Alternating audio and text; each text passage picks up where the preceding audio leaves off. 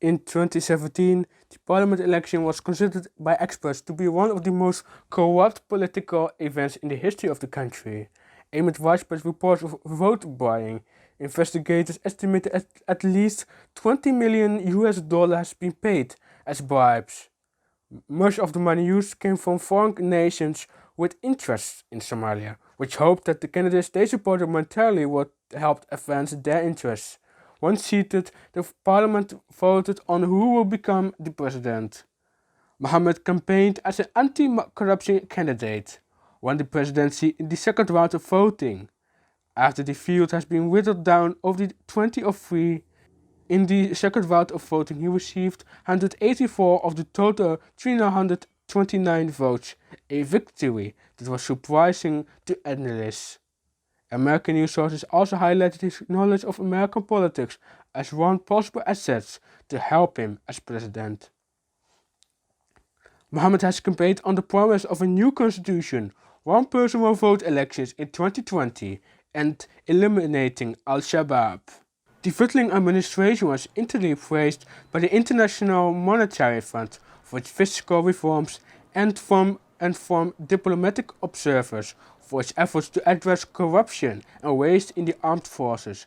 Domestically, the nation was divided in its support for the new president, with much of the opposition coming from clans based in the south-central parts of the country. In December 2018, lawmakers filed an impeachment motion against Mohammed.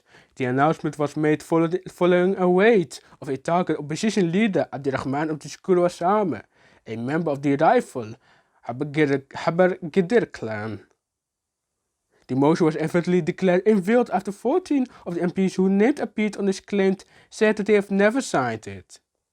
In February 2020, a meeting between Mohammed and Musa Bihi Abdi, the president of the so-called Republic of Somaliland, was brokered by Abiy Ahmed, the prime minister of Ethiopia, to discuss unification. No agreement was reached.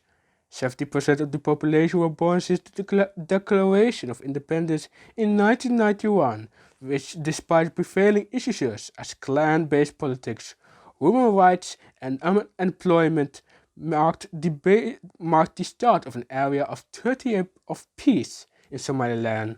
In 2020, Mohammed secured debt relief, which cancelled 1.4 billion US dollars for areas for Somalia. He commended the cabinet, Prime Minister Hassan Ali Khair and Finance Minister Abdirahman Duale Baila for his achievement.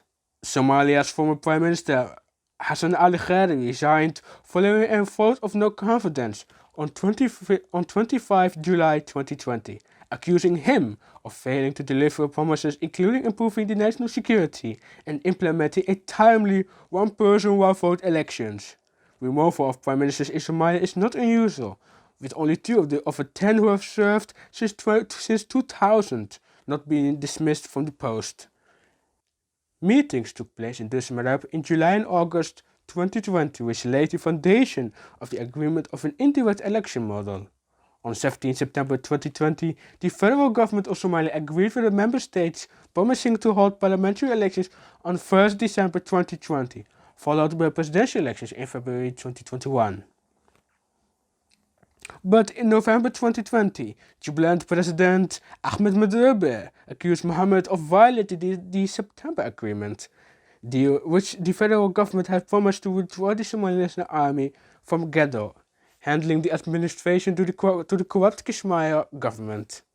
In November 2020, the Council of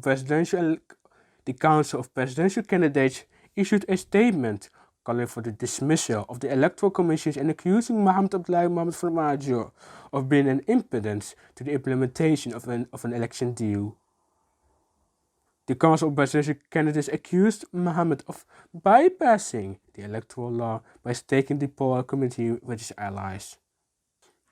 In December 2020, Mohammed accused Kenya of interference in Somalia's internal affairs in a diplomatic war resulted in Somalia cutting diplomatic ties with its neighboring country Kenya, giving Kenya diplomats 7 days to leave Mogadishu. The Kenyan government denies the allegations, saying that the Somali government is ungrateful to Kenya for the support her country has provided to Somali refugees and its effort to bring peace to Somalia. and a fact-finding commission report found no evidence that Kenya was interfering in Somalia's affairs.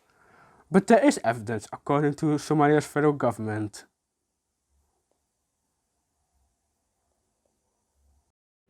dib u heshiin ha la galo gobolka Gedo oo dhan ha laga galo garbaari ha laga bilaabo ciidamadii ha la isku dhafo maamuladii ha la soo waxeeyo gobolkii ha lagu soo celiyo Jubbaland gacanteeda ka bacdina doorashadii inta processka kale uu socday gaaraysaa ha la qabto walaalayaal sida aan la wada socono duruufo adag ayaa soo food saaray kumanaan ka mid ah dadkeena Soomaaliyeed